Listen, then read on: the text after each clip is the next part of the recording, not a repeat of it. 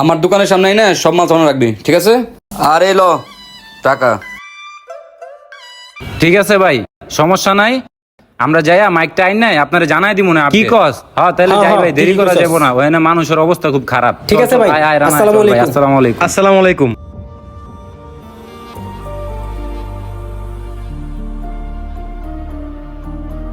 Hello, হ্যাঁ এই তো আমি আসতেছি, আমার কাজ শেষ, আসতেছি।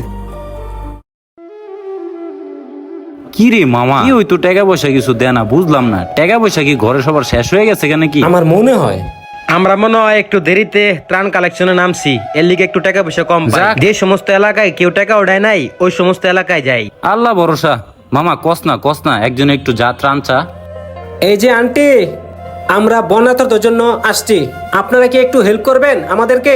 যা দিবেন তাই, শুকনা কাপড়, ওই কি জানি থুকু, শুকনো খাবার।